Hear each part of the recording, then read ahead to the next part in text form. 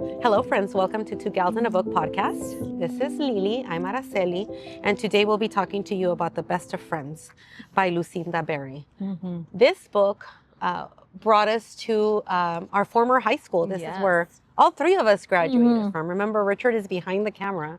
We graduated different years. Yes. But when we were reading this book and we saw how the friends met, the three friends that Lily's going to tell you about today, they met.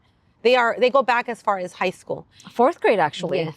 Go for it, Lily. Yes, they are childhood best friends. The women are, and they have boys that are in high school. They're teenagers. So their kids are growing up together just like they did.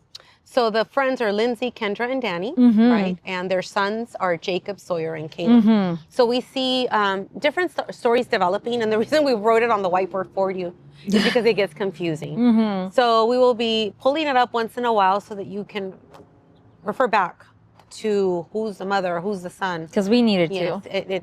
it took us a while. Yeah. So again, we are Two Gals in a Book podcast. And we love to do a deep dive into the book we're talking about.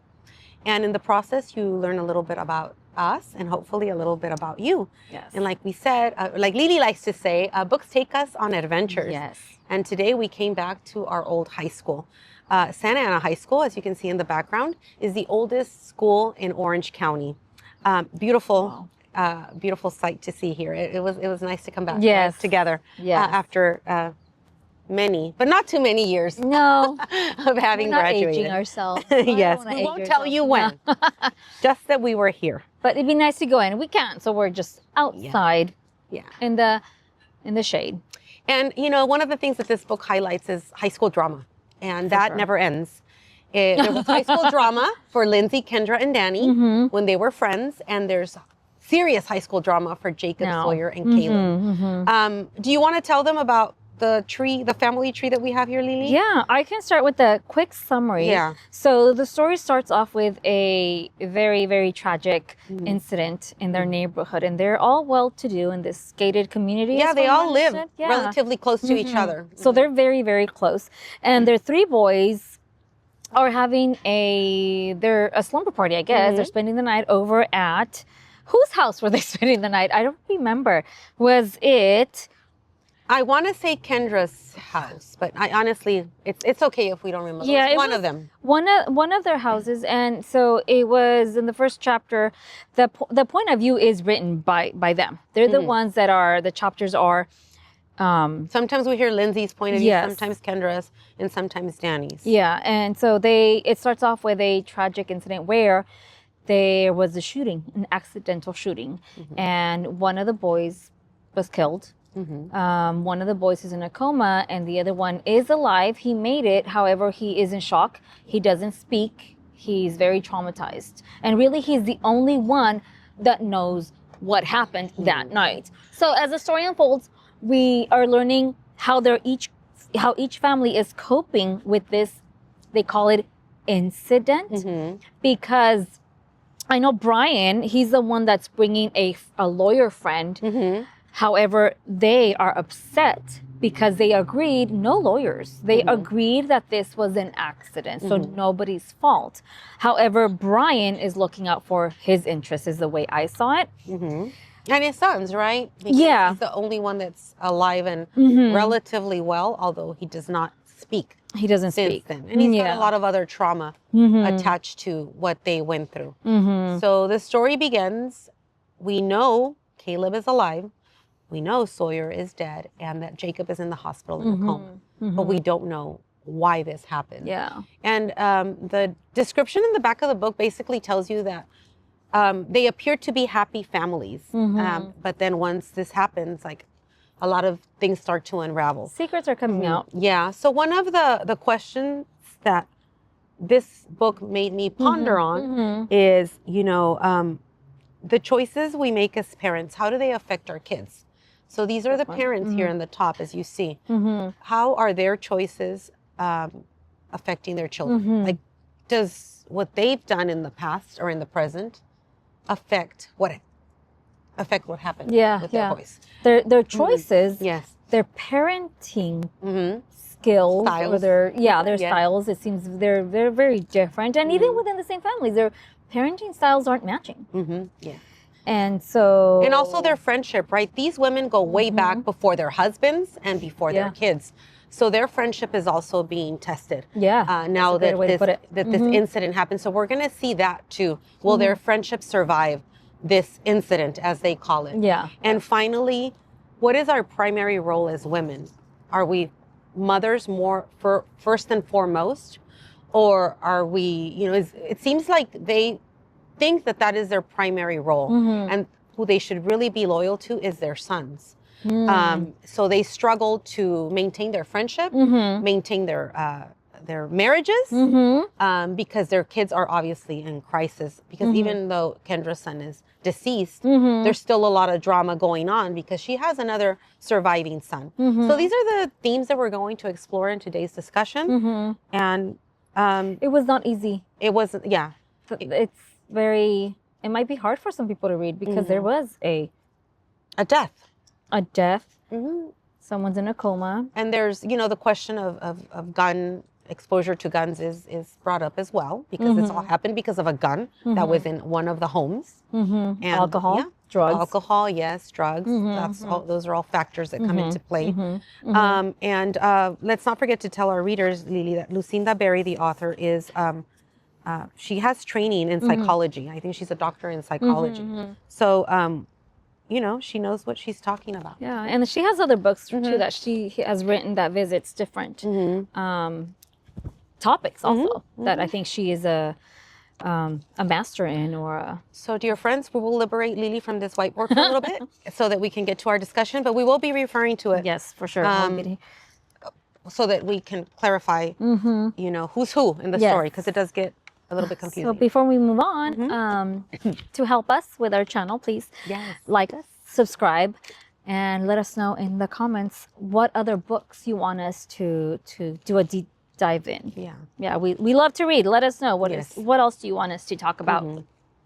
So let's get started. I have page 18. Me too. What? Did we just start off like that? Yeah, sometimes we do that. Yes. So by this time, the tragedy already happened. They already know, and it was hard to read how. Who was it? It was Lindsay and Kendra. It was one of them who hears the sirens, and they're like, "Okay, there's something happening in our neighborhood. This is too close to home." They rush to their friend's home, and they're thinking, which one got shot? Which one is dead? So they're just holding on to each other, thinking which one is going to hear the bad news. It was bad news for all three of them, regardless. And they won't admit as they're standing there, right?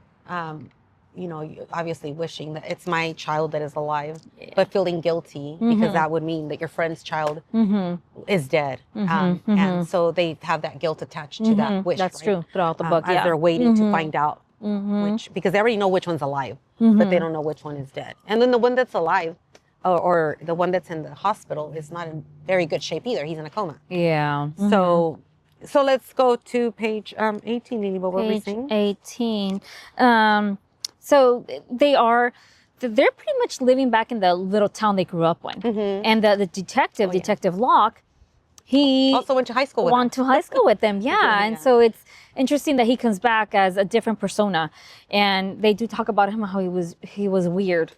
And one of them, Lindsay, looked him up, and her comment was, it said here, he had a partner at the hospital that night who followed him around as they hovered in the background outside of Jacob's room, but he's by himself today. This is Detective Locke.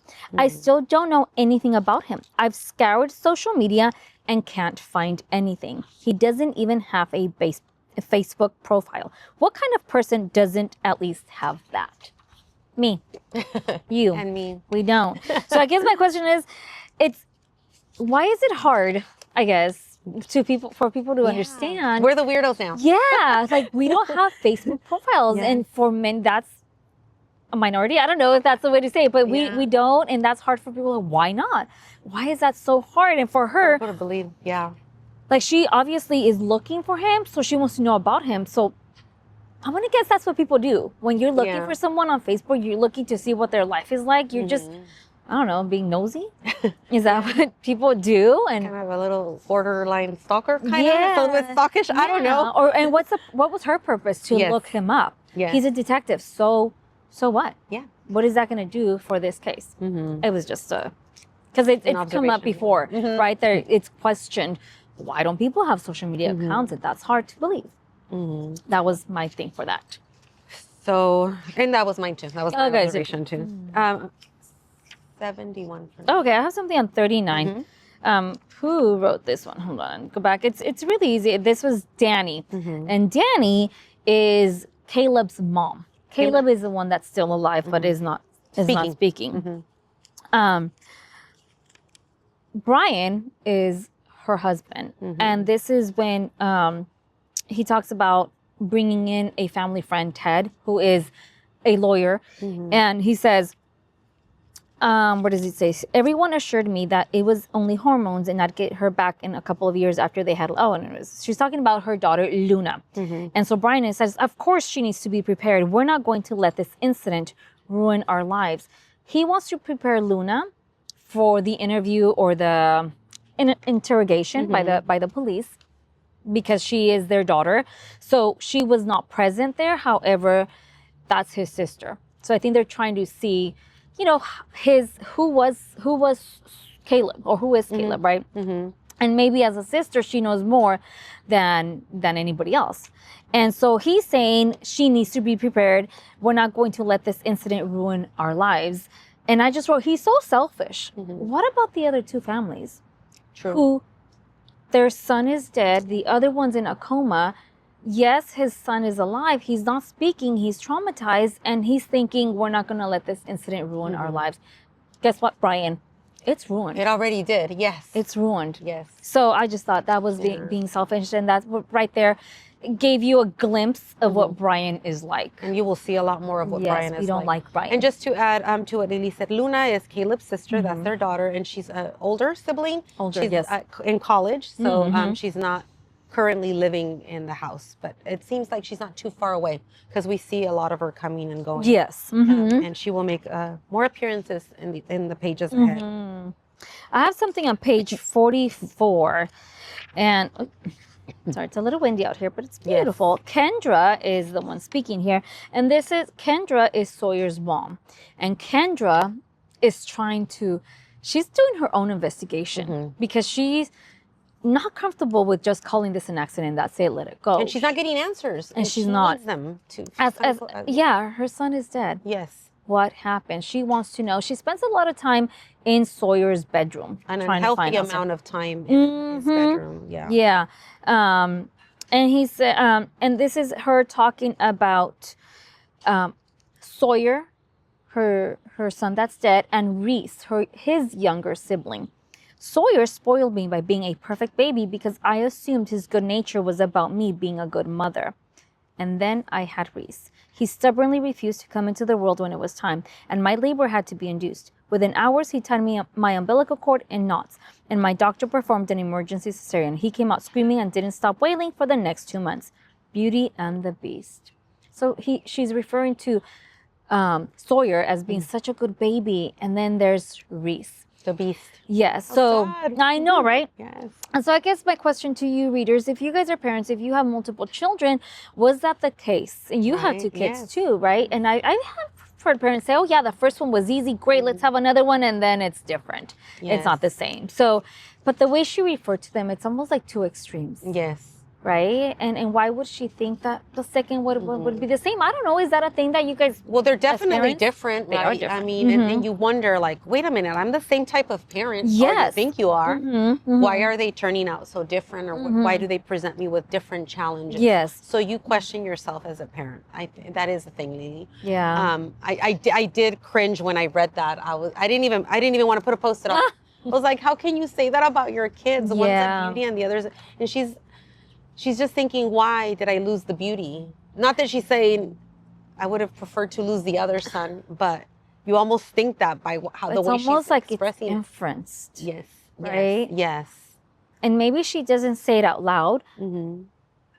But as a reader, you go there. You're like, okay, is this what she's saying? Yeah. That she would have preferred to lose Reese instead of Sawyer. And Reese knows, as we will see, Yeah, he knows he's not the favorite one. He knows he frustrates his parents, but a lot of this is out of his control, as we will see in the following pages. And Reese is also called in to get in questioned, I should say, because they want to know about their siblings. They want to know about Sawyer, the one that's dead, because he's not there, obviously. And so I think we're with Detective Locke right now, and they're questioning Reese, and he's very blunt. He has a diagnosis. He is ADHD.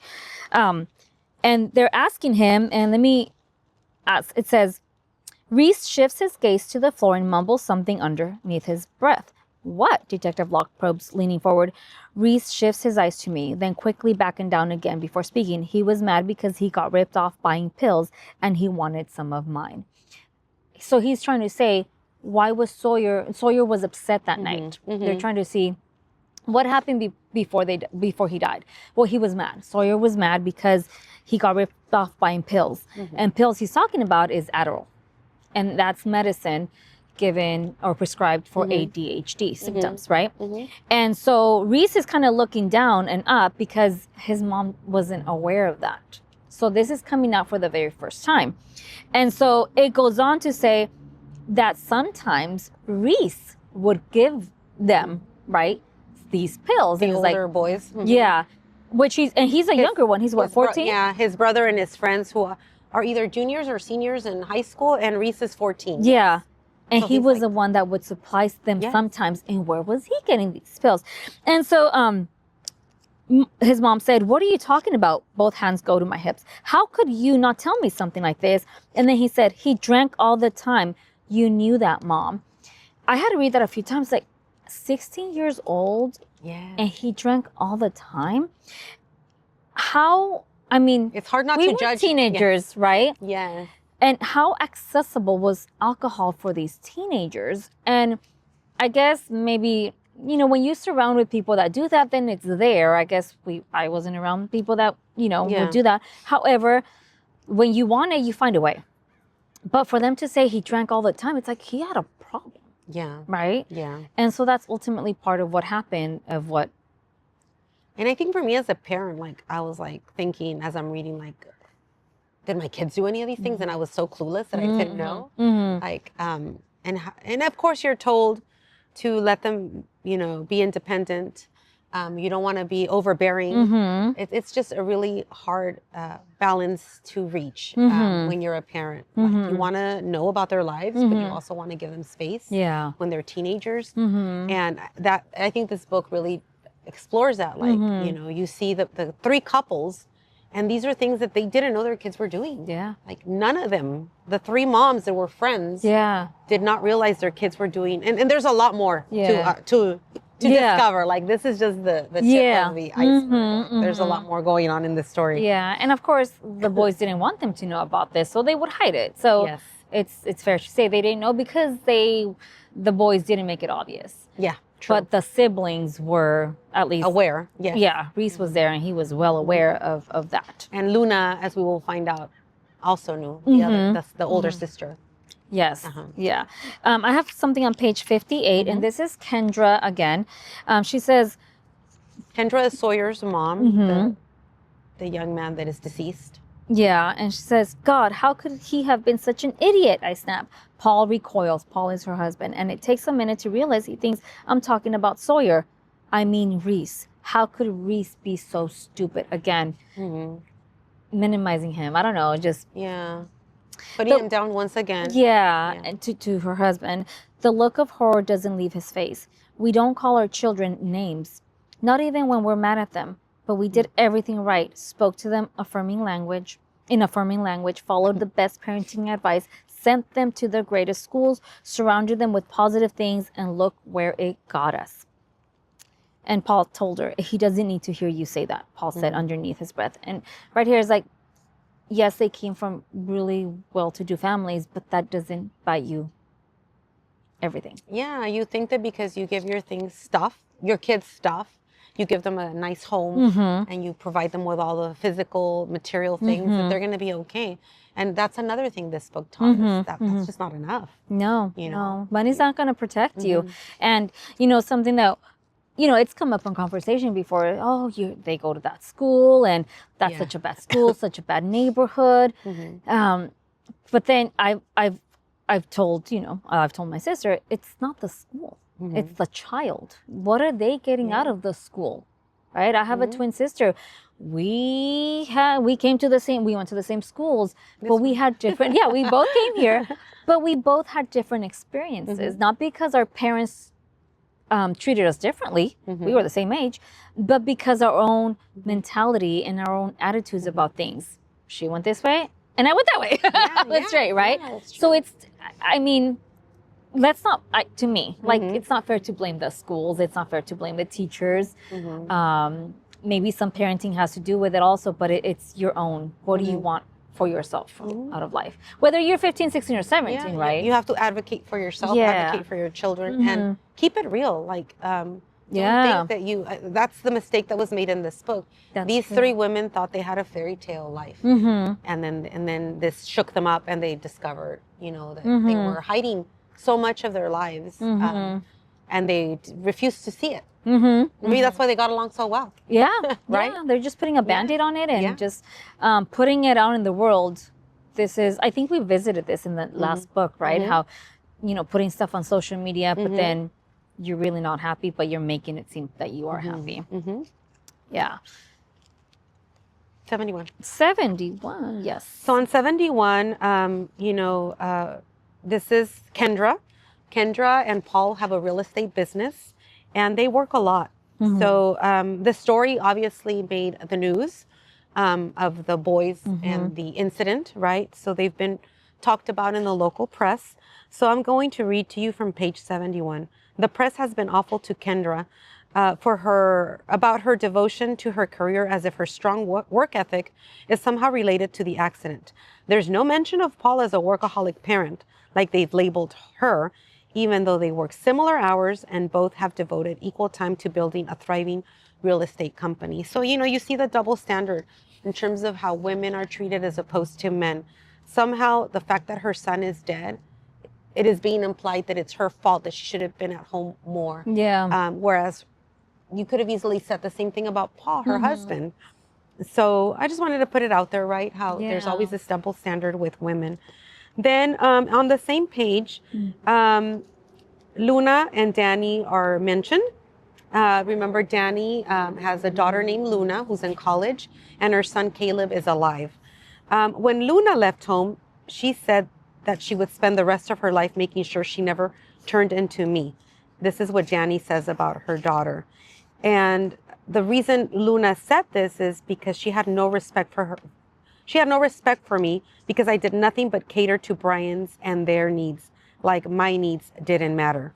She was upset that she didn't have a role model to look up to when she was growing up because I didn't have an identity outside of my family. Ouch. So I thought it was interesting that these two stories are developing at the same time. Kendra's getting heat because she's a workaholic and she has an identity outside of the home, right? She's a businesswoman with her real estate company. And then Danny, one paragraph later, is getting criticized for the exact opposite because she's a stay-home mom that has devoted her life to her children and her husband. So, it's like you can do no right when you're a mom. Yeah, you right? cannot get it right. Yeah. So I thought that really summarized it well. Wow. You will get heat no matter what you do. Yeah. Page 73, Lily. Oh, yeah.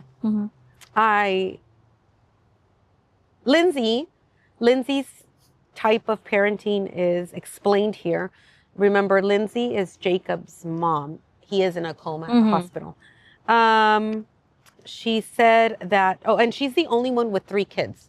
So Kendra and Danny only had 2 children. Lindsay had a third. And she said that ever since she had Sutton, her youngest daughter, who's like elementary school age, maybe kinder, I can't remember. Yeah, she was like 5 or 6. Yeah. She said it all became about conscious parenting. She tells anyone who will listen that her kids can come to her about anything because she talks to them like they're real people with their own thoughts and ideas rather than some weird extensions of her and Andrew. It's a subtle dig targeted at the rest of us. So the rest of us would be Kendra and Danny, right? hinting that we treat our kids that way. But whatever. She's always thought she was the best parent. She's not. She's just got easy kids. I tuck away my irritation. This is about Kendra and our boys. So I think, This was Danny speaking. Yes. Mm-hmm. So it's crazy that they're like best friends, the best of friends. That's the book, right? And how they're like always competing with each other, criticizing each other behind each other's backs. Yeah. It's a trio of backstabbing, I think. And what is, the book also makes you think, what is it? What is friendship? Because you do have to be honest with each other. But when you're making these type of comments, like, is that what friends do? So anyway, I thought you see a lot of that in the book. Yeah, and questioning or judging each other's parenting skills. Yes. Right? And in real, this is a book, obviously, but in real life, does that affect, right? Yeah, so she probably heard it somewhere. Yeah. Does that affect friendships? If your parenting style doesn't match your friends, can you still hang out with her? Can you have your friends be there? Because that comes up too, how the boys, how one would behave with the other ones. Oh, yeah. And I don't think it was brought up directly to her, but they would still judge her because of the way her child was. And maybe friendships end once you have kids because the kids don't get along. Or, Or, friends that have no children as opposed to have friends that do have children. Does that cause a drift to grow between friends, right? Yeah. There's just, it's a lot to unpack in this book in terms of that. Page 134? I think I have something before then. On page 124, let me see, who is it? It's Kendra. Kendra, again, the one who's... Kendra, whose son is dead. That's dead, her son, Sawyer. Who spends a lot of time in his room. And also drinking in there, right? Yes. She's drinking a lot in there. She sleeps a lot. She doesn't sleep with her husband anymore. No. She's in that room all the time. She's neglecting Reese. Yeah. Her son, who has ADHD. Should not be neglected because he needs, right now, he's also, he has his own issues going on. And Paul reminds her of that. He tells her, like, you need to come out. You need to take care of our son. We still have another son that's alive. And, but we also understand she's grieving. And where can you find a healthy medium between grieving and taking care of the people that are alive around? Yeah, exactly. And Reese, who's 14 years old, he says, I guess she's in there and he's knocking, or she's in the restroom or something, and she's telling him, fix yourself a bowl of cereal. He's 14. The child should know how to make himself breakfast. I don't want cereal. He's moved into a full-on whine. Geez, Reese, I said, give me a second. I forced patience in my voice. I set Sawyer's phone on the vanity because she found his phone and she's going through it. Oh, yes. I set Sawyer's phone on the vanity next to the toilet. I'm going through those pictures again tonight and forwarding the best ones to Lindsay. So she's trying to be a good friend. Like, she finds pictures of the boys Jacob. Together. Yeah, kind of like, oh, let me just send her these great pictures of Jacob. And then Reese says, it's already been a second. You've been in there like forever. Are you taking a poop? What are you doing? And she said, it takes all my willpower not to scream at him to shut up. I wash my hands, glancing down at the wallpaper that's taken over Sawyer's screen. It's a goofy cartoon drawing of him making a goal and couldn't be more different than the album I just went through. I had no idea Sawyer was such a gifted photographer. He never expressed any interest in it to me. Did he have other hidden talents? Maybe I didn't know him as well as I thought. So what a shock, right? To be like, wow, that's my son drew that and or took pictures of that, and I didn't know that. Like, he's very talented. Like the regret. What could she have done differently to get to know her son better? But at the same time, like, who was it? With Lindsay, different parenting style, right? Yeah. Where do you draw the line of being your child's friend? Yes. Right? And being a parent? Because I don't know. Yeah, it's a very thin line, right? Yeah. You want them to open up to you and talk to you, but you also want to give them their space, and there's boundaries. You are the parent. You are the one that has to enforce certain rules, etc. So this book does make you think, like, what do I not know about my child? But also, people are entitled to their secrets. You don't have to know everything about each other. Yeah. So sadly, she's reflecting on this when she has lost her son. Yeah. But at the same time, it's almost like, girl, like you're making the same mistake with the other son you have. Yeah. You're neglecting him, ignoring him, not giving him attention. Yeah. So this book, like I said, it really does make you think a lot about different things. And one of those is how you parent. Yeah. And the way I thought about it is like, what, maybe she didn't ask him the right questions, or maybe she didn't really put a lot of effort into getting to know him and his school or his schoolwork. I don't know. Maybe he just didn't care to share it. Teenagers are, teenagers. So I guess being accepting. And those are questions that are not answered. And I think that's the whole point, for us to have this discussion. Like, how much do you know? How much do you not know? How much do you want to know? Yes. Because we're going to find something out later that, are us parents entitled to know these things? Right. Yeah, but we'll wait because we want to keep you in suspense. Yes. Don't leave us just yet. There's more to find out. A lot more to go through. 134? Yes. On 134, the topic of bullying comes out. Detective Locke is interviewing, different people in the family. And he says, let's see. It was Danny. Brian speaks to Ted. Brian is Caleb's father. Remember, Caleb is alive and he's mute. He's experiencing selective mutism. He's not speaking. He's traumatized. So Brian hired a lawyer, and this is Ted. So Brian speaks to Ted rather than addressing Detective Locke. He's making it sound like such a bigger deal than it was. That's exactly how the school handled it, too. Like Caleb was some vicious bully who tormented kids on purpose. But that couldn't be further from the truth. All he was doing was trying to make his friends laugh, nothing more. So what we find out with the interviews that Detective Locke is conducting at the school is that Caleb was a bully. And so in these pages, Brian is trying to argue that his son was just trying to be funny.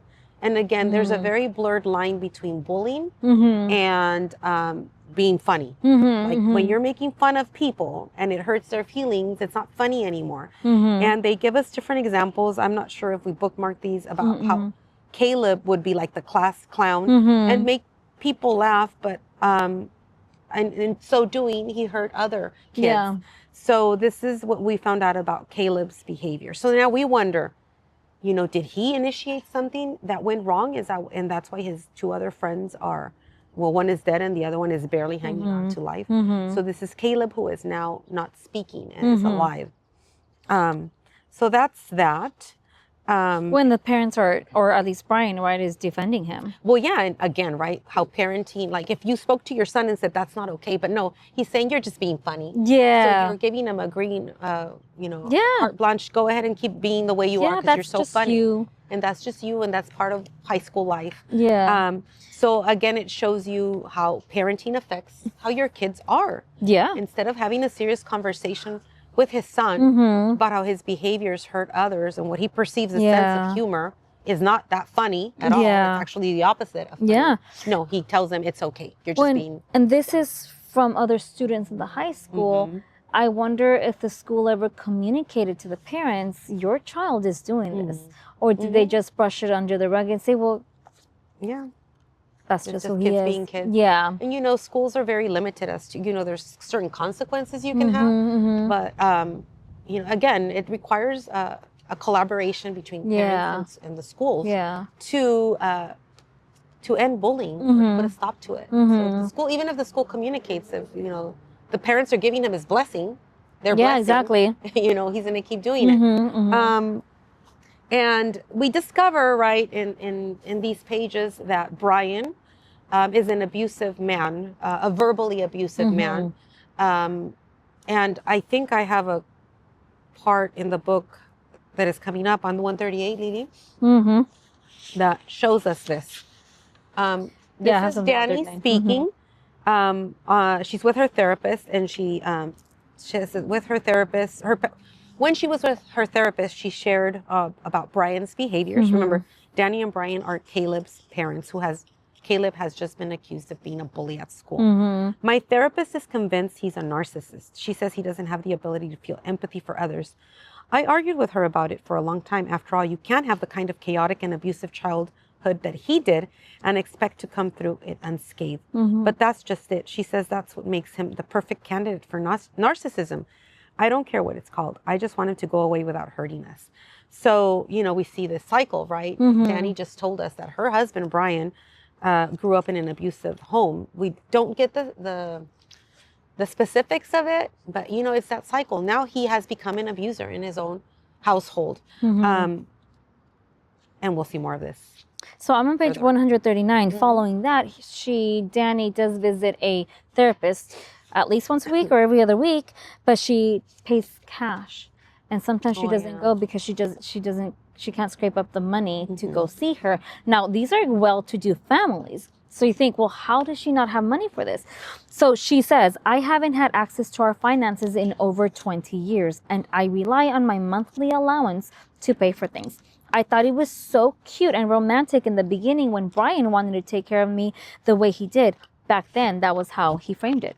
Taking care of me, because that was how he framed everything, and it seemed so sweet. As soon as we got engaged, he put himself in charge of our finances. I was still working at Macy's, and I gladly turned over my bi-weekly checks because I've never been good with money and was more than happy to have someone else do it for me. In those days, I didn't know about the other Brian. I'd yet to meet him, so I just felt the pampered princess. Now I'm a prisoner. And I just wrote here, control and power, not just money. So I don't know why I wrote that, but well, because DV is a lot more than just physical abuse. Yeah. And that's what he never really hit them, but he exerted his control over her specifically. Oh, here you go. Is this financial abuse?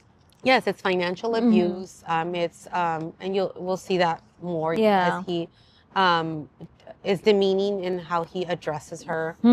So yes, you're right. It's another form of abuse. And a way to control her, because if she doesn't have access to this money, where is she going to go? And that is what we realized what Luna meant, right? When she said she did not have a role model in her mother because her mother never had a say in their household and she was controlled by her. And appears very submissive. Whatever Brian says goes. And the friends see this, but Danny has never been completely honest with them about the extent of the situation at home. And again, right, you question the friendship. Like, these are supposed to be your best friends from childhood, but you don't trust them enough to be vulnerable and tell them, you know, everything. So are these truly your friends if you don't feel that you can confide in this well, I guess because they suspect. They don't see, you know, he doesn't hit her, but that doesn't mean that she's okay. Well, and they do see it, like you said, but she has never openly told him, this is how bad it is in my house. It's not coming from her. Yeah, it's not. Yeah, she's not volunteering additional information. Page 142. So on page 142, we have a moment where we're like, wow. Let me just read to you. A chill runs down my neck. It's not the images in the video that disturb me. It's the desire. Sawyer's throat is laced with it when he says Jacob's name, and Jacob's eyes return the fire. I dropped the phone in my lap. So Kendra's investigation has led her to pictures and videos of the boys. And so it seems like there's some kind of a relationship between Sawyer and Jacob. So she says they're like in their underwear and they're filming these videos. And it's like, it might be, which is what the other women say. They might have been sending these to some girls, right? But Kendra's like, no, there's something in their eyes that makes me think that there's something between the boys. So now what I'm thinking is, was Caleb a homophobe? We know that he's a bully. We know that he makes fun of people at school. Did Caleb discover his friends were in a relationship and shoot them? That's kind of my going theory right now. I don't know if that's what you thought when you were there.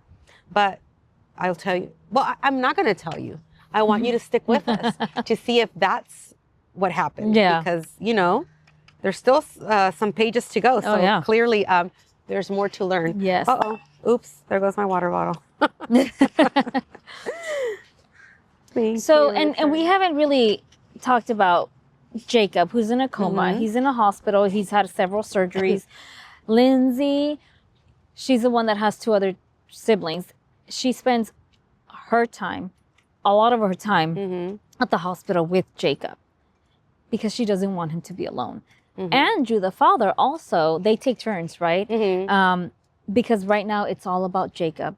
It's all about hoping that he recovers and comes out of this, although all the signs point that it might not be good for him. So Lindsay, and is going through. So when Jacob's in a coma, so when Detective Locke gets all their devices from their house, there's a file in the computer that they don't have access to because they need a password. And Andrew, the father, questions like, well, do you need that? Or because he's now like, oh, there's something in there. And so the detectives want to get into it. But Andrew does come out and say, that's actually my file. And so he opens up to Lindsay at home on their own. And this is at this point where he tells her he is having an emotional affair. What page are we on, Lily? Page 146. Okay. She talks about how there's a site called Married Friends with a tagline, looking for companionship outside your marriage without the guilt of an affair. And so he made an account. And there was this person. I say person because, you know, you can say you're a woman, but what if you're not, right? That's true. You don't know. Because we're not going to tell you. You're going to have to stick with us. He's having an emotional affair with a person. We don't know the gender. We don't know anything about this person. Because he's never met the person in person. No pictures were exchanged or anything. Only through writing. Yeah.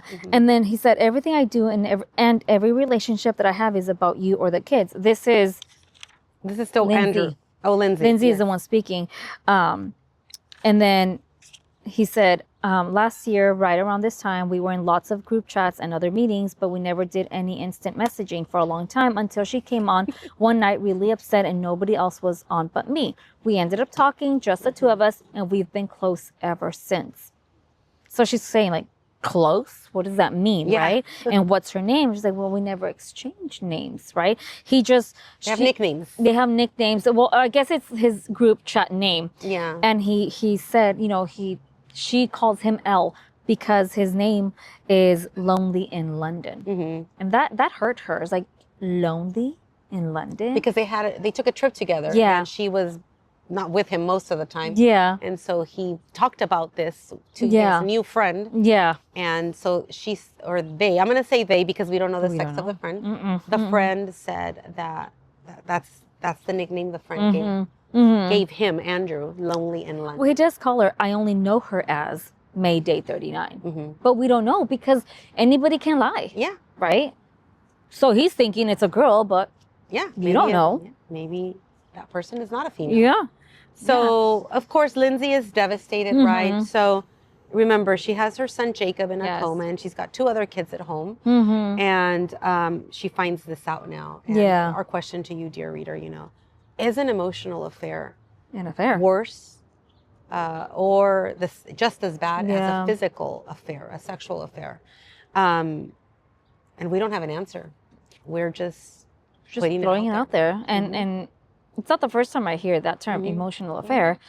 And he keeps telling her. He keeps saying, it's not a big deal. It's just I'm lonely and you're never, you know, emotionally available. It's just someone I talk to. Yeah. But it's like, clearly it's a very, he has a very close relationship to this person. And it's been going on for a while. Yeah. And I wonder how Andrew would feel if Lindsay was the one doing that. Right. With a guy. And the other crazy thing is that Andrew is the perfect husband in the group. Yes. So it's like, she even says, if my friends knew. Again, these are her best friends, and she has not told them what she has just found out. So the women all, in one way or another, experience shame. Lindsay does not want to share with her best friends about this affair, emotional affair, that her husband is having. Danny does not want to put it out there that she's a victim of some domestic abuse. Yeah. It's shameful for her to admit this to her friends. So they keep secrets from each other, despite the fact that they consider each other best friends. So I'm on page. So Luna, who is Caleb's older sister. Caleb is alive, remember? Yes. And not speaking. Luna goes over to Kendra's house, who's mom of Sawyer, who's deceased, because she wants to tell her that she was there at a party where the boys were at the night that this incident happened. And so Luna tells her, I went over to this frat party because these 16-year-olds were at a frat party. They were drinking. And she goes over there and pretty much goes and picks them up because there was an altercation. right? Was it something about flirting or somebody said something stupid? It got loud and obnoxious, and the frat boys or the hosts were like, "Get out of here, little kids! You don't belong here." Yeah, and Luna somehow she was there for whatever reason to pick them up. She's like, "Well, that's my brother." So she put him in an Uber, but she realized that they were being very annoying, and even the Uber driver did not want them in his car. So Luna rode with them in the Uber, and this is the part where and everybody feels some kind of guilt. Yeah. So Luna feels bad because she left them at the house. Yeah. And went back to the party. She's like, maybe if I had stayed, this would not have happened. So she wanted to share that with Kendra, because she knows that Kendra is really obsessed with this phone and showing pictures, and she's basically barging into everybody's house. Yeah, I need answers. Yeah. And so she felt that she needed to share that and just kind of get it off her chest. Right? Yeah. And somehow, I don't remember how Brian finds out. Her dad finds out, right? He finds out that Luna went over there, and Brian's all about, we have a lawyer, we got to protect us. Yes. Right? Yes. And he hits her. He hits her. And then that's when Danny decides to leave Brian. Yeah. This is what did her in, like. She gets Caleb and tells Caleb, let's go. And I think I have something like about that on page 158, Lily. This is Danny's chapter. And she said, she's talking to Luna. I think it's her mom. Maybe it's her mom, because she already left. You're right. She says, I wish I had something to give her, because mom wants to know, why are you here? Why'd you leave the house, your house? She says, I didn't grow up in a violent home. I never saw my dad hit my mom. He rarely even got mad at her. And when he did, he tried his best not to raise his voice at her, at least not in front of us. They loved each other in a mutually respectful way for 37 years. Things like this aren't supposed to happen to people like me who grow up in good homes with loving parents. I'm not like the statistics. I have no idea how I ended up here. So this is another one of the big mysteries of domestic abuse. Like, it's all over the place. Yeah. It doesn't happen to a certain type of woman. And here we learn that, we were talking earlier about Brian, right? And how he's so abusive because he grew up in an abusive home, and you see the cycle of violence. Well, you see the opposite here with Danny. Danny's like, I didn't grow up in a home like that. So why am I now living in one like that? Yeah. And, well, and, I guess Danny didn't see the red flags until after they were married. Yeah. Right? And so why didn't Brian's personality show early on? Was it a manipulation tactic? Yes. Remember, he's a narcissist, the therapist says. So, yeah. So he held on to his true colors until after he thought, there's no turning back. I control her. I have her money. So moral of the story, be alert to these red flags, right? You mentioned earlier, this guy was so endearing. I'll take care of you. Yes. You don't have to worry about anything. So watch out for that. Those types of phrases. Yeah. And, you having financial literacy for yourself, because what if your spouse, they go? You need to be aware of certain things. Whether they are abusive or not, you should still be aware of the finances, how, how to do your taxes and stuff. Yeah. Have control of some money in the household, right? It's a partnership. Yes. That's a good way to put it. It's a partnership. Page 161. Yes. So on page 161, it's Lindsay that is telling this, what we read in this chapter. And again, remember, Lindsay is married to Andrew, who's emotionally cheating on her. And Lindsay's son is Jacob, the one that is in a coma at the hospital.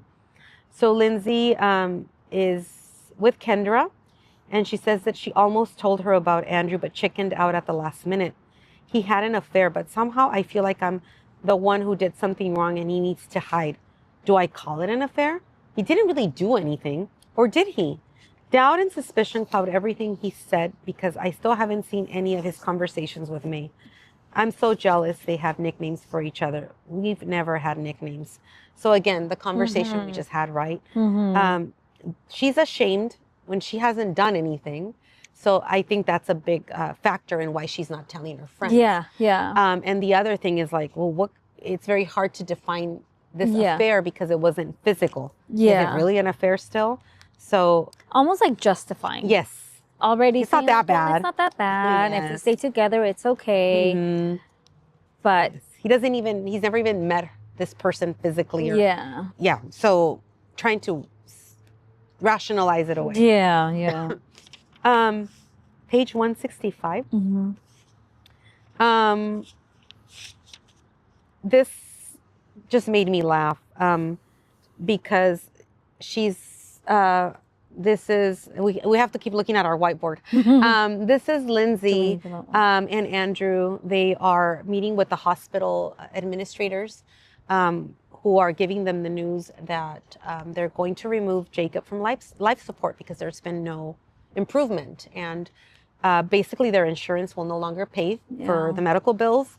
And one of the things that we do learn about this couple, Lindsay and Andrew, is they're very much aligned when it comes to the decisions they're making regarding their kids. So they both agree that they will not pull the plug on Andrew, but now they're facing this situation where it's like they're going to have to, I think they said that it was like a $100,000 bill daily.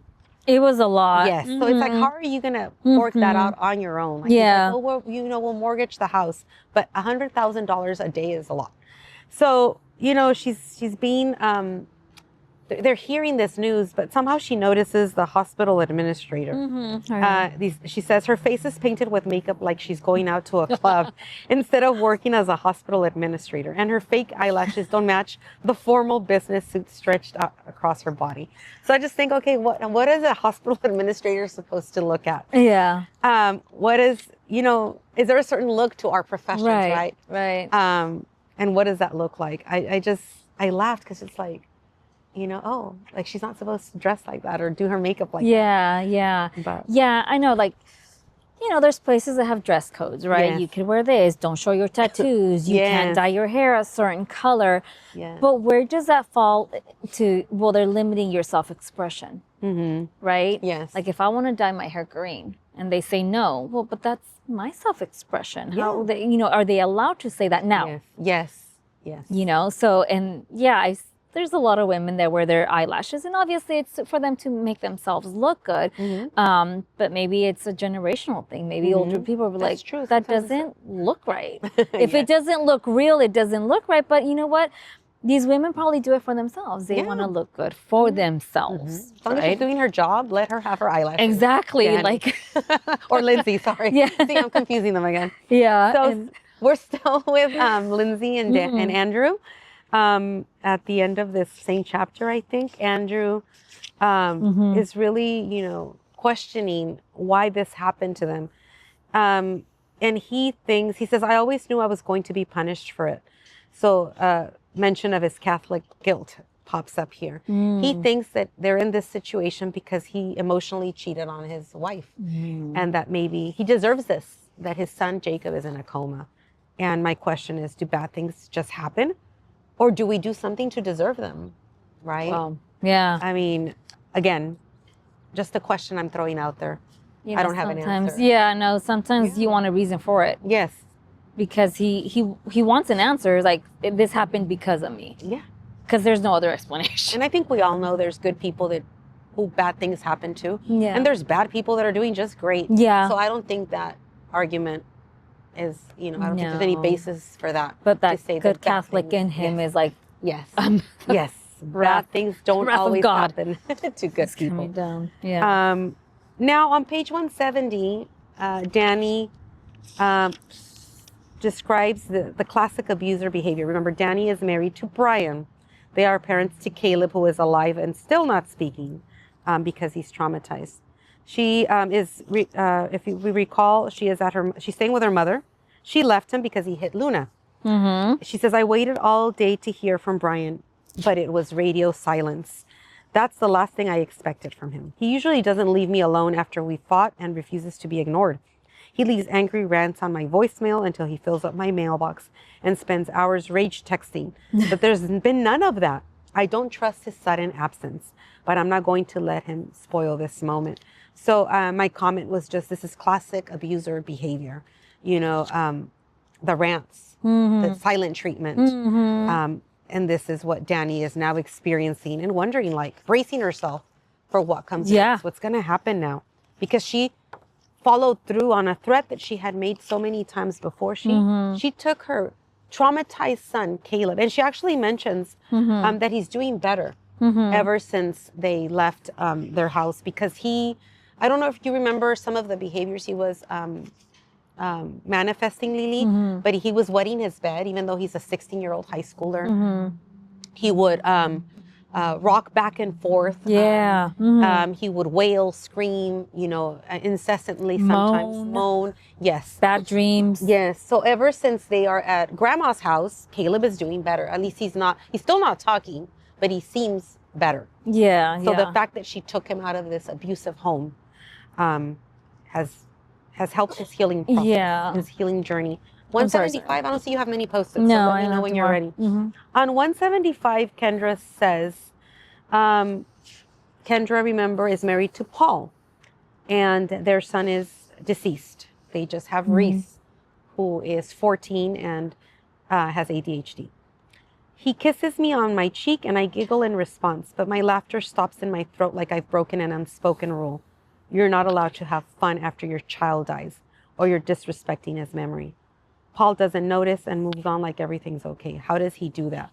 So, Kendra, I mean, she said it clearly there, right? Like, you can't even laugh after you experience the loss of somebody you love. And at the same time, she's kind of resentful to her husband, because how can he move around like, they didn't just lose their son. And we talked about this on our last podcast, how grief looks different for everybody. I remember the fingerprint metaphor, right? And that it appears and disappears randomly. So we're seeing that here with this couple, with Kendra and Paul. They're handling their grief differently. It doesn't matter that one is hurting less than the other. They just manifest it differently. 184. Another abuser tactic, I write. This is Danny speaking. She says, that was one of Brian's favorite tactics. Remember, Danny and Brian are parents to Caleb, who is alive, the survivor of this incident. Make everyone think I was the crazy one. I tried leaving Brian shortly after Caleb was born. Brian had spent an entire weekend drinking in front of the TV and unleashed a verbal assault on me that was as brutal as any punch, and left me just as crippled. I showed up on her doorstep with the kids in almost the same way I did 2 nights ago, except it was the middle of the day, and I never told her I was leaving him. She thought I dropped by for an unannounced visit. So she hasn't even confided to her mom why she's there. She still hasn't told her. Mom still doesn't understand what's going on, because Brian makes everybody think that Danny's the crazy one. He's just a charming husband. And he's just giving her space because of all the trauma. Well, the next one, Brian texts Danny's mom saying, I'm so grateful Danny has a place she can go right now. Thank you for taking care of my family during this difficult time. I hope you can help Danny sort through whatever she's going through. Again, whatever she's going through. She's the problem. Please let me know if I can help, or you want to talk, I'm here. Crazy. And there's more of this craziness on page 194. Danny talks about her house. She says, my house was never like the home where I'd grown up in so many different ways, no matter how hard I tried to recreate it. Didn't matter how beautiful I made it or how clean I kept it. The love that cocoons me in safety here never filled our home in the same way. She's talking about her mom's house now. Brian's darkness grew larger until it eventually overtook the light. Maybe Sawyer died in our house because it was already filled with death. So two things. Who said that? This is Danny. So now we know that was where the shooting took place. Remember, we were confused at the beginning. So this was Danny and Brian's home. The boys were having this sleepover, and Brian owned a gun that Danny was not okay with having a gun in her home. But remember, Brian called the shots in this house. Oh my God, the pun. Call the shots. That came out. So Brian decided they needed a gun for safety purposes. And like you said earlier, maybe the boys would not have touched this gun, but they were doing drugs and were drinking. So this is where the shooting happened, and they still stayed in that house. And that was one of the things that Danny kept saying, like, why are we keeping Caleb in the house? This is his room, that, it happened here. And we're making him stay in this house. So that. I wanted to address that. And also, what makes a home feel safe? I mean, she mentions that her house is beautiful, you know, it's clean, it's kept, it's decorated, but it doesn't feel safe. It's just again, well, and maybe that's why Caleb feels comfortable now at Grandma's house. Because there's no Dad is not there. Dad's not there. That's where his friend died. That's where he passed away. So take him away from that. Wow, that's sad that they kept him there. What page are you? 206. So on 206, you know, remember, Jacob is in the hospital. The doctors are going to unplug him from life support. So Lindsay and Andrew decide that they're just going to take him home. They're like, let's go. Like, what? Yeah. And again, we were telling you earlier, right, how they're very aligned in terms of their child rearing. They kind of look at each other and they decided at the same time. Because they took him outside. They wanted him to go outside. And I think that's where they're like, let's take him that's home. it. So they kidnap him from the hospital. And they had taken him to a soccer field too, because the boys played soccer. Yes, they were athletes. They were, the three of them were athletes. So they take him home. And what's another comment I wanted to make, right, is despite the fact that they're going through this crisis in their marriage, where there's an emotional affair involved, this pain that they're going through keeps them together and keeps them united. Like nobody understands them like each other. Like as much as they try to justify what they're doing to their friends and other people, like nobody gets it. Only they get it together. And they're trying to put this emotional affair aside. Like we'll deal with that later. Right now, it's about Jacob. Yes, it's all about Jacob. So on page 212, this is Kendra and Paul. Remember, Kendra and Paul, their son Sawyer is deceased. And my question was, what happens when parenting styles don't align? So we just talked about Lindsay and Andrew. Kendra and Paul do not see eye to eye. Last year, he was really struggling right around the time he was getting ready to take his high school entrance exams and was almost failing math. They're talking about Reese, the young man that suffers from ADHD, their son. I remind him, like, he doesn't monitor Reese's grades and school progress with more diligence than me.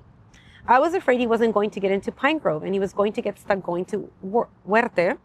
So I decided to see if the medication that his doctor prescribed would help him focus. I stress that his doctor prescribed it. It's not like I gave him medication that he didn't need or forged a prescription to get some illicit drug. I went to the pharmacy and had them fill the Adderall that Dr. Renault prescribed. My words slow at the part that comes next. I started giving Reese the medication every morning. My hands shake. I twist them in front of me, trying to get them to stop. And now I'm worried that he's using drugs on top of the Adderall that he's already taken. I'm scared that that's why he's been even more difficult and unruly. So here we find out that Kendra made a decision, right, to give Adderall to their son without Paul consenting to it. And without Reese knowing either. Reese didn't know. Oh, that's true. Reese didn't know Reese either. didn't know, so she's afraid that, okay, she's secretly putting medicine somewhere where he's taking it, and now he's also self-medicating on top of that, is why he's all over the place. Yes. I mean, wrong. Right.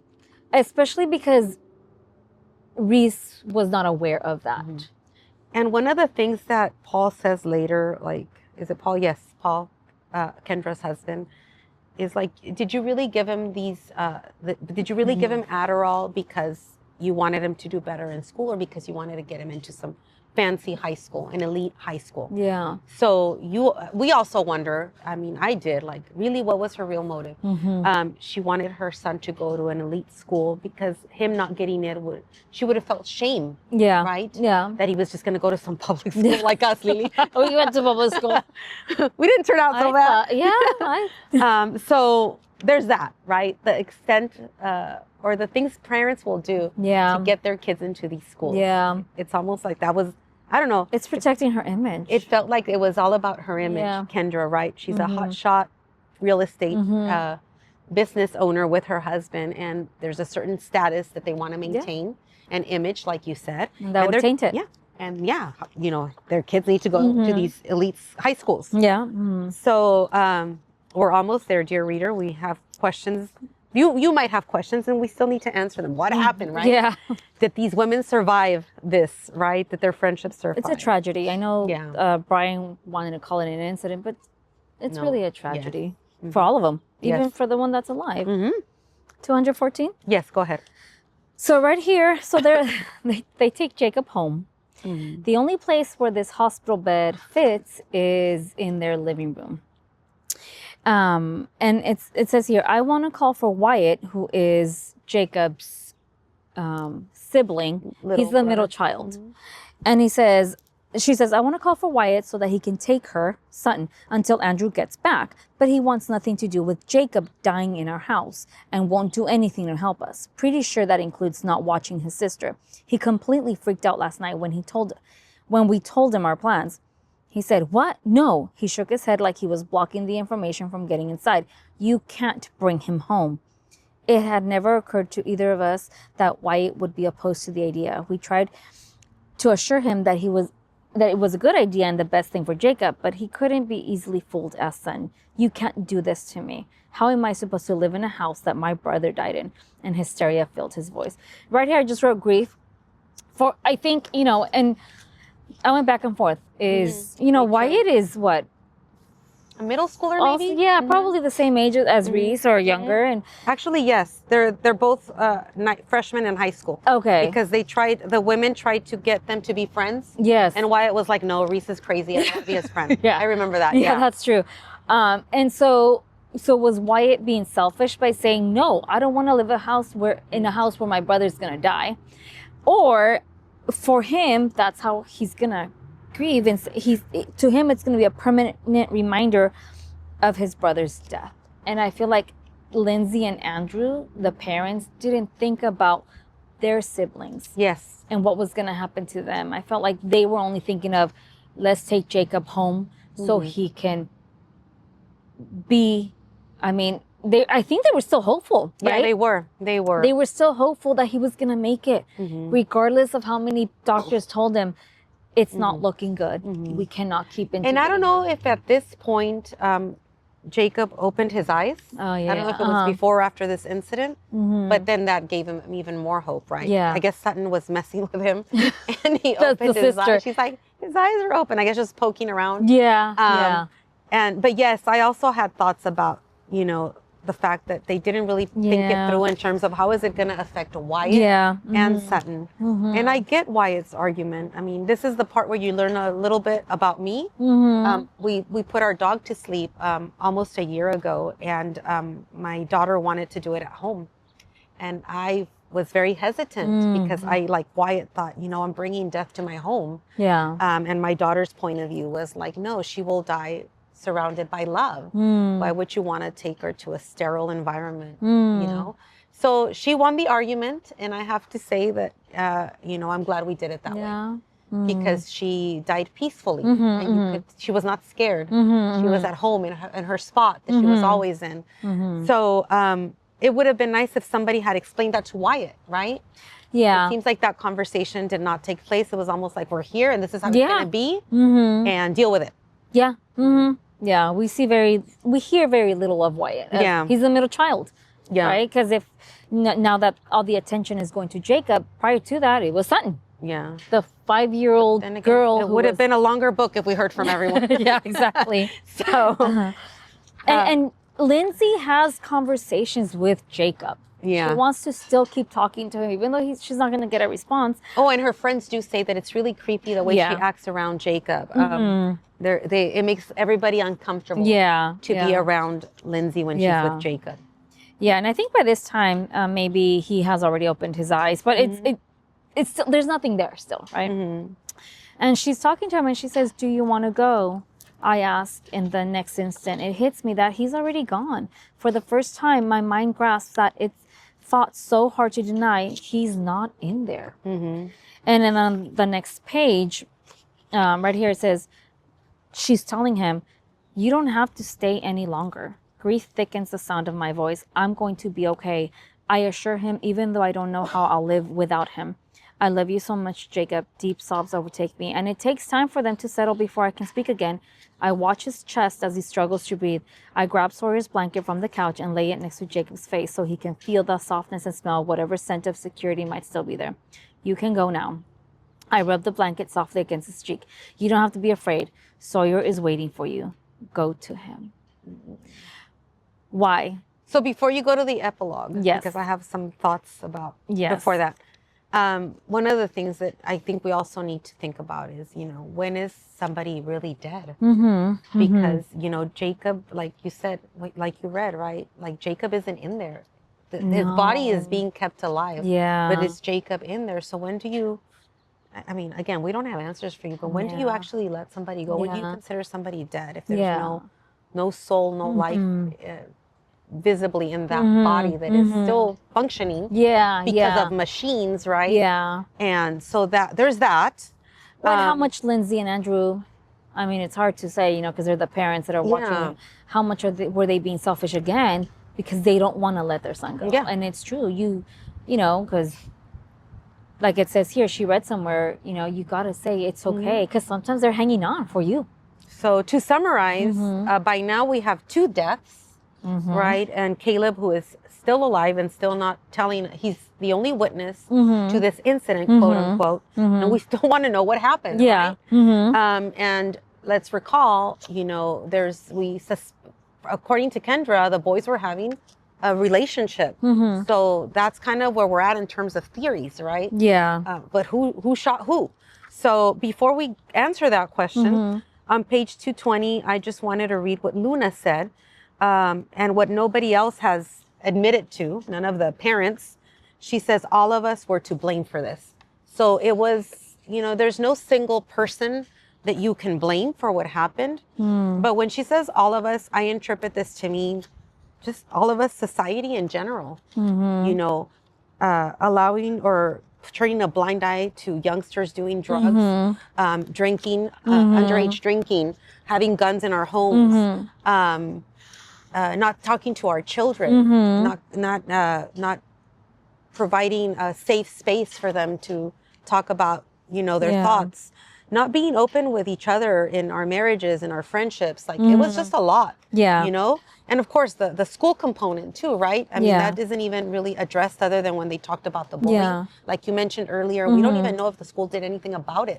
If it contacted parents, if it, if there were any consequences for the bullying. So just, I think she captured it in that sentence. All of us are to blame. On page 224, Kendra and Paul have a debate over Adderall. So I thought we should read it so that we can, form our own thoughts.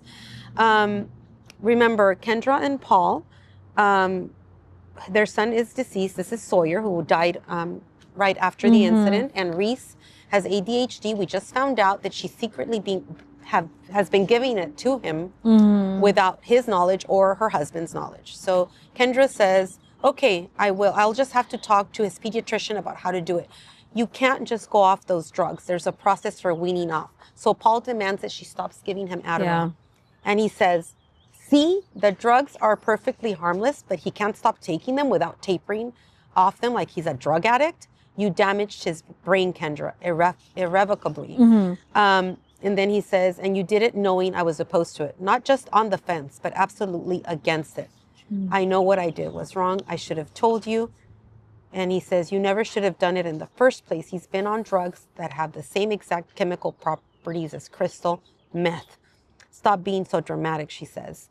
And then he says, none of this is my opinion or about me overreacting. It's science, pure neuroscience. Strip down Adderall or any of those other stimulant medications to their basic components, and they're identical. He runs his hand through his hair. And for what? Why'd you give it to him, Kendra? And this is the part where he says, you messed up his brain to get him into some yuppie private school. That's it. And then you kept giving it to him even after he got into school because of what?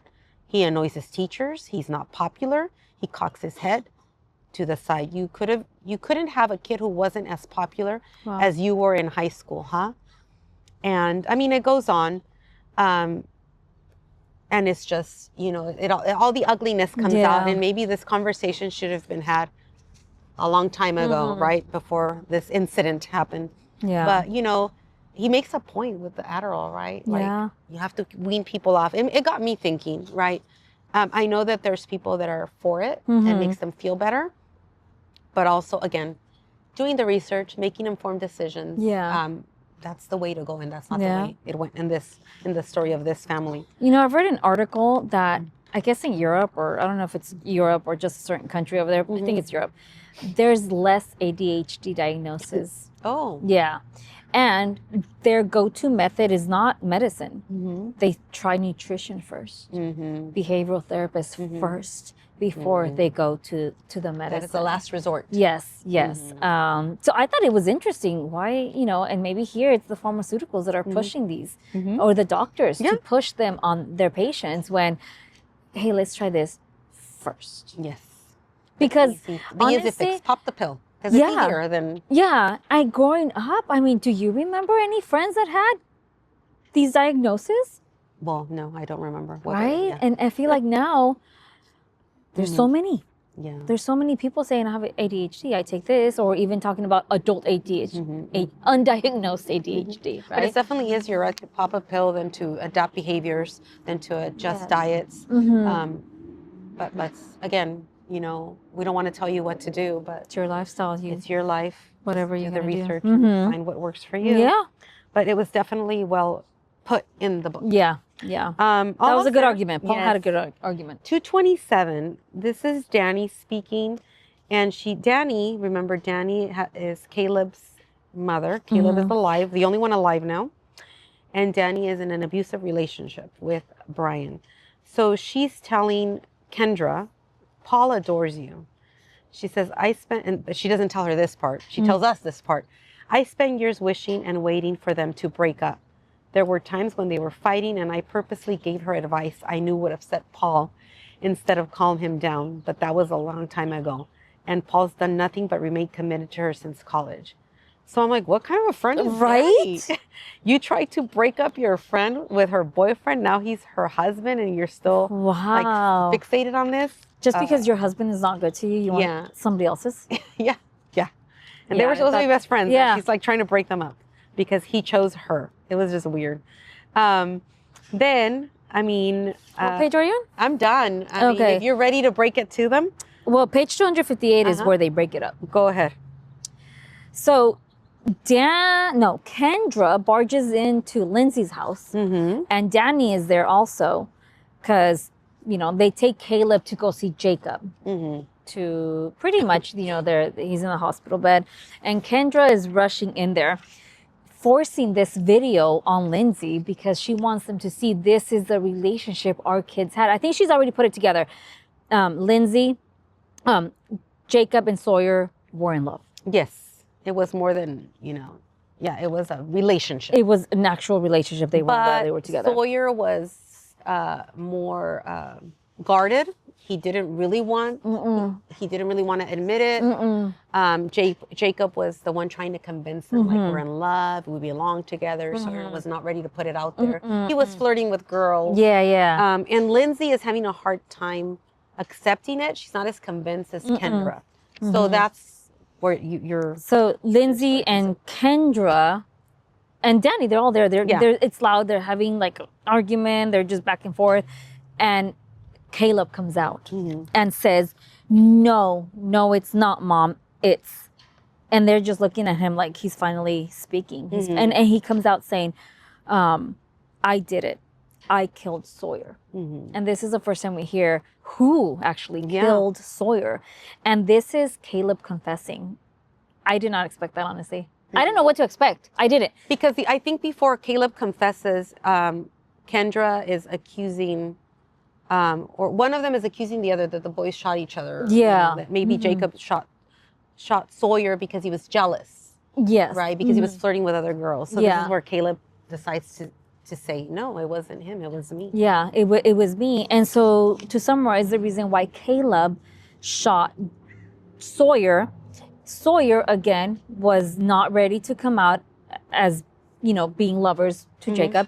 And so Sawyer said, kind of like, why are you treating me like a bad faggot. Yeah, he used that derogatory He used term. that word. And he said, I can something hit on Luna if I want. And Luna is Caleb's older sister. So that upset Caleb. Very. He went, got a gun, came, put it on his stomach, put it on Sawyer's stomach, didn't mean for it to go off. And Sawyer was taunting him, telling him you're a wimp, Yeah, and you wouldn't pull the trigger. Yeah. Like, you know, and so it's that kind of, you know, those taunts. And so Caleb in this wanted to prove that he would do it. And he shot Sawyer. And when Sawyer falls to the floor, bleeding out, Jacob picks up the gun and shoots himself in the head because the thought of his love, you know, dying in front of him, he can't fathom that idea. So he shoots himself. And that is what happened. That is, we were surprised. We didn't, we still didn't understand how it unfolded. And so now it's out there, and Caleb might or might not go to prison. Yeah. The book ends with us not knowing what's because gonna happen. Danny says, no more secrets. We're going to tell the police everything. Exactly what happened. Yeah. Yes. And so Brian lets Ted go as a lawyer and gets another like hardcore lawyer to protect Caleb, because now they want to go after Paul and Kendra, I believe, right? Yes. Because because they're trying to say that they had access to alcohol and drugs because of Reese. And so because alcohol played a big part in this also. And so I guess my thought is, you know, how much are they to blame when the alcohol is easily accessible at home? So it becomes a battle between so there's Kendra and Paul, Sawyer's parents, who Sawyer died initially in the incident, who had alcohol in their home, and whose younger son, was providing the drugs to the boys. And then there's Danny and Brian, whose son Caleb is still alive. They had a gun in the home. So again, it's what Luna said, Lili. All of us are to blame, right? That's true. That's what she said. So it was just a combination of all these actions that created this mix that had these consequences. And then, like, if we hadn't had enough surprises, right? There's another more. twist. Yeah. The very last page. And what was that, Lili? So Danny is done with Brian. They're obviously not together. And so Danny feels like this is a new me. And she decides, she says, this is a new beginning, and it's time to let go of anything that stands in the way of my fresh start. I hope he understands. Who is he? Yeah. And then she wrote, Elle, I've missed you too, and I hope you are well. Can we chat soon? There's something I need to tell you. Love, May. So just remember, Elle is lonely or lost or lonely in London. Lonely in London. That's Andrew. That is Lindsay's husband, her best friend. So Danny is May. All this time, Danny and Andrew. Let me bring the whiteboard. Bring the whiteboard. So we can show you. And this is like how it ends. And we think, it was her intention to have a sequel to this book. So Danny is May and Andrew is lonely in London. So they've been writing to each other. They've been having this emotional affair for months.